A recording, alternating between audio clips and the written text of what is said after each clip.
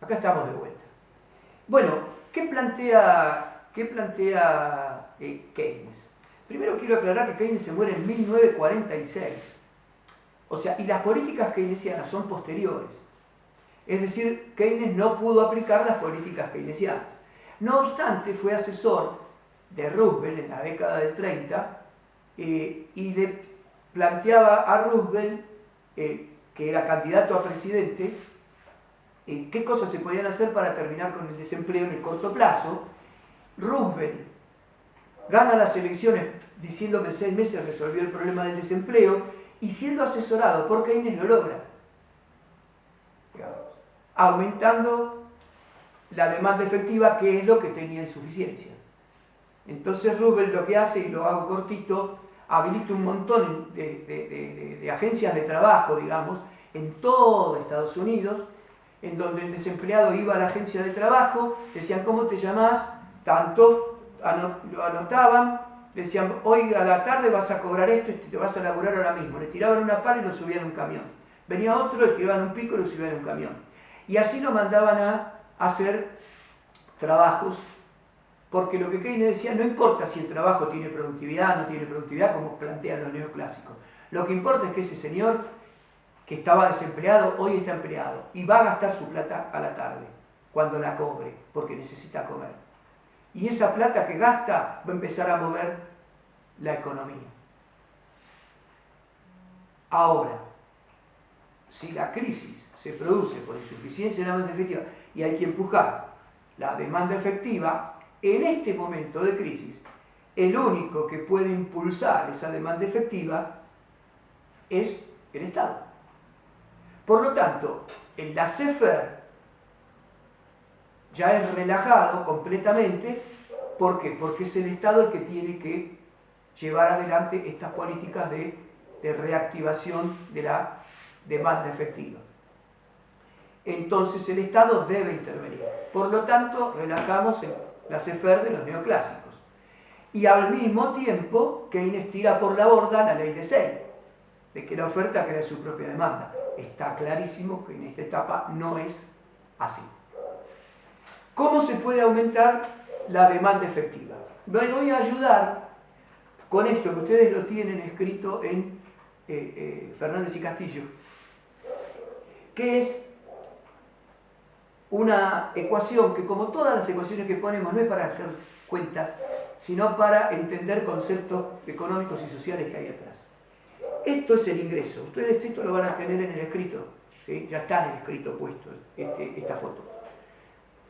¿Qué es el ingreso? No es un ingreso teórico, ¿sí? Este es el ingreso efectivo, es la cantidad de dinero efectivo que hay, la cantidad de dinero que puede ser susceptible de ser gastada, digamos. No solo es el deseo, sino también, o sea, el deseo sería una fuerte propensión a consumir, sino que también es la posibilidad real de hacerlo. Y para tener posibilidades de consumo no alcanza con desear algo, como decían los neoclásicos, sino que hay que tener con qué. Entonces el Estado es el que le va a poner el con qué a los que quieren consumir. Este ingreso entonces se va a gastar. ¿En qué se va a gastar? ¿Para qué se demandan esa moneda, esos dólares, esos pesos? Se pueden gastar en dos cosas, tomando una economía cerrada, en dos aspectos macroeconómicos. Uno es el consumo de mercancías, y las mercancías ya sabemos que son bienes y servicios. El consumo, y la otra es la inversión. Ahora, Keynes dice, ¿de qué dependen estos parámetros? El consumo va a depender del ingreso. Es decir, cuanto más aumente el ingreso de la sociedad, obviamente más se va a consumir. ¿Por qué? Porque cuanto más aumente el ingreso, más bienes de consumo vamos a querer comprar nosotros, que somos los consumidores. Ahora, si aumenta el consumo, por el impulso del Estado, vuelve a aumentar el ingreso. Y si vuelve a aumentar el ingreso, aunque este se quede firme, por ahora lo dejamos firme, vuelve a aumentar el consumo. ¿Y de qué depende el consumo? De que se gaste. Entonces, ¿qué plantea Keynes? Keynes dice, hay que proveer de ingresos a los sectores que están en la parte baja de la pirámide, a los sectores más pobres, los que están más vulnerados, los que están más afuera, los desempleados. ¿Por qué? Porque esas personas tienen una alta propensión a consumir. Es decir, le da 100 pesos, gastan los 100, le da 200, gastan los 200, le da 10.000, se gastan los 10.000, porque vienen con subconsumo atrasado, hambre atrasada, ¿entienden? Entonces van a comprar ahora. Ahora, ¿qué pasa cuando la parte inferior de la pirámide y la parte que le sigue y la que le sigue comienza a consumir? Comienza a moverse la economía. Hoy subiste al camión, hoy trabajaste con la pala, terminaste y te di tu jornal. ¿Qué hiciste con el jornal? Volviste al lugar donde vivís, fuiste al almacén y compraste comida para vos y tu familia. Y si tu compañera trabajó, también trajo la plata y la sirve para comprar comida para la familia y para ellos. Entonces, ¿a dónde van? Al almacenero. El almacenero, ¿qué le va a pasar? Le va a venderles. Ahora, como el almacenero les vende y otros más están trabajando y le van al mismo almacenero, el almacenero observa que le están demandando más bienes de consumo, más alimentos, por ejemplo, o artículos de limpieza. Entonces va a decir, bueno, con lo que yo pedí hasta ahora a los proveedores no me alcanza, voy a aumentar mi pedido.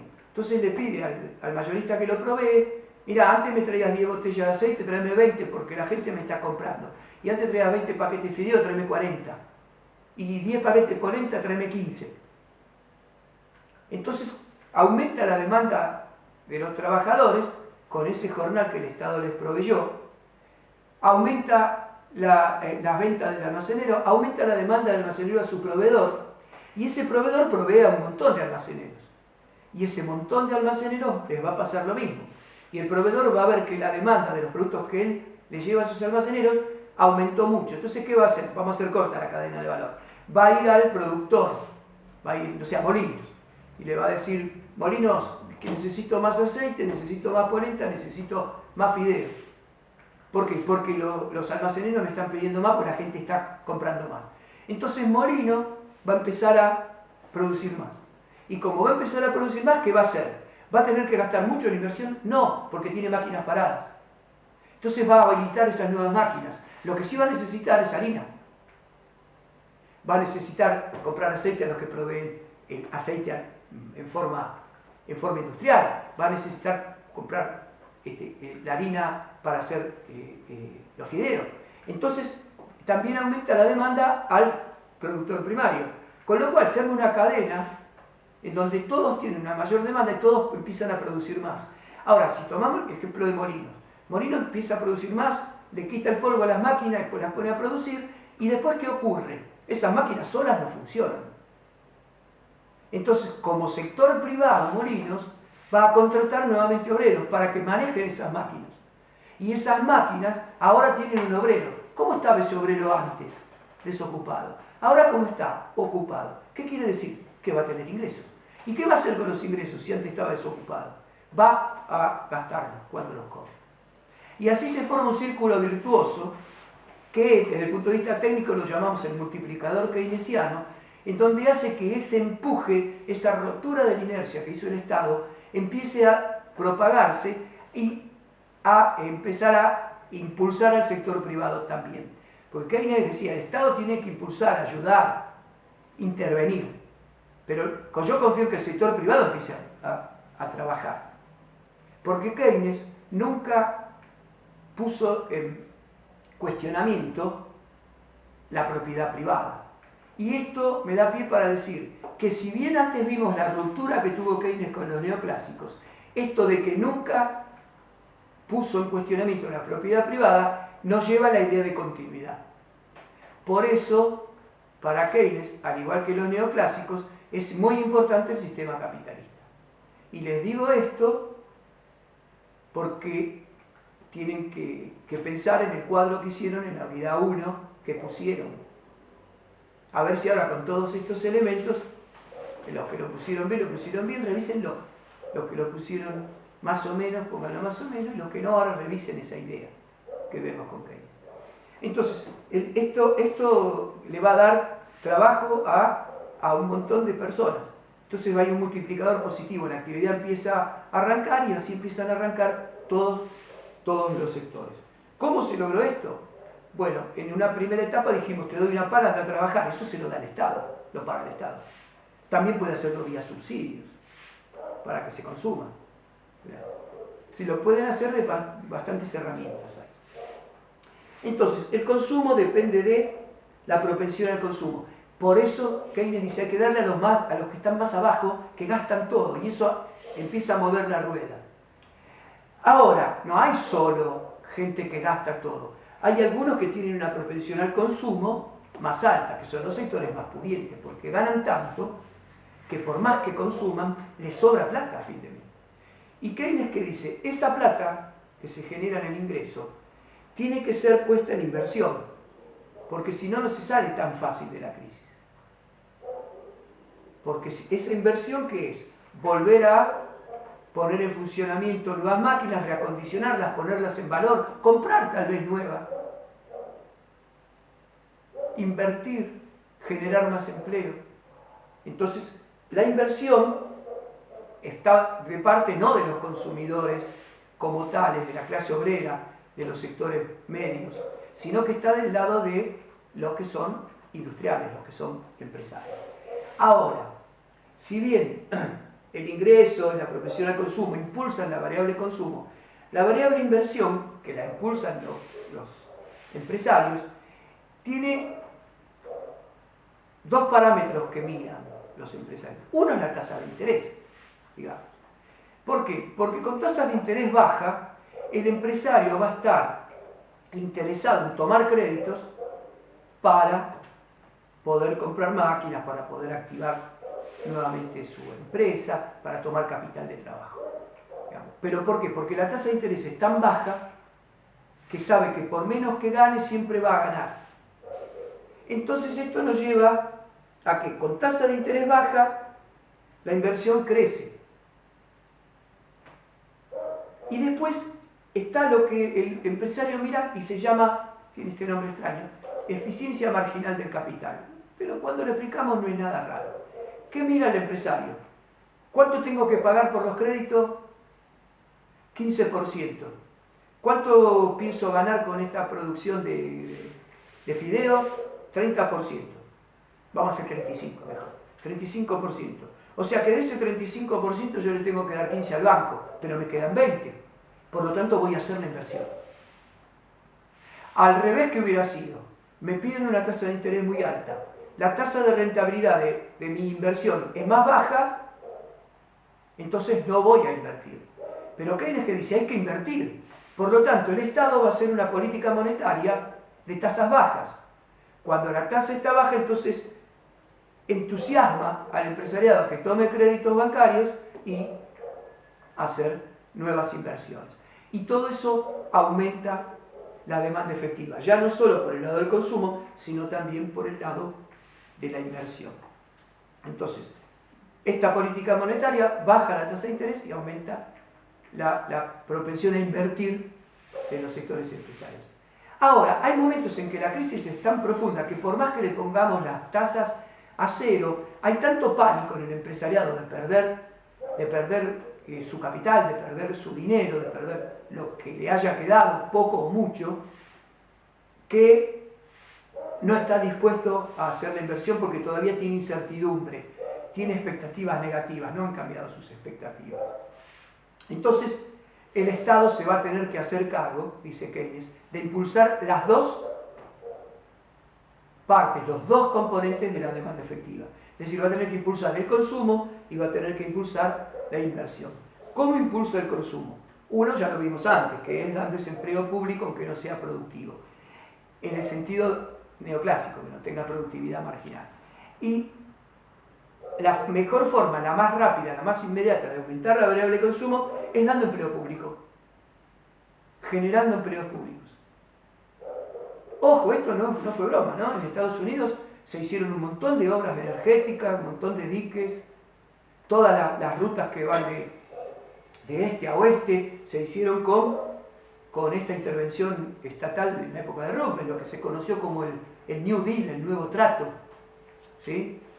Que fue previo al Plan Marshall, que se aplicó después, vemos cuándo, pero fue previo, se hizo en Estados Unidos y efectivamente funcionó. En una primera etapa funcionó.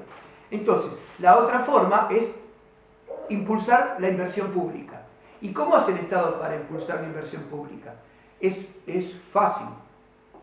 No digo yo, es fácil entenderlo teóricamente. Es hacer inversión pública, ¿qué es hacer? Es hacer bienes de capital, pero que sean del Estado. Por ejemplo, carreteras, como dije antes. Por ejemplo, aeropuertos. Por ejemplo, universidades. Por ejemplo, escuelas. Por ejemplo, no sé, piensen ustedes, a ver, algún ejemplo. Piénsenlo. Es fácil. Entonces esto es inversión pública. Y la inversión pública hace que aumente la inversión. Si aumenta la inversión, aumenta el empleo. Estamos siempre en un círculo positivo, en un círculo de crecimiento, un círculo virtuoso que es muy positivo. Ahora, pongamos a pensar estas tres medidas que yo les dije. Aumentar el consumo popular a través de subsidios, el empleo, bajar la tasa de interés y aumentar el gasto público. Esas tres son políticas fiscales y monetarias de intervención estatal. O sea, el Estado tiene que intervenir, está interviniendo para sacar de la crisis. Y efectivamente funcionó, y sí funcionó. Después que Keynes fallece, y en la segunda posguerra, que también la pasó Keynes, ¿no?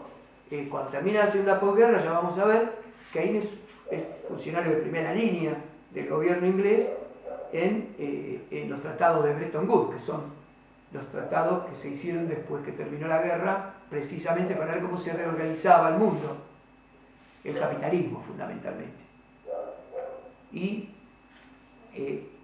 para no ser absorbidos por el socialismo realmente existente.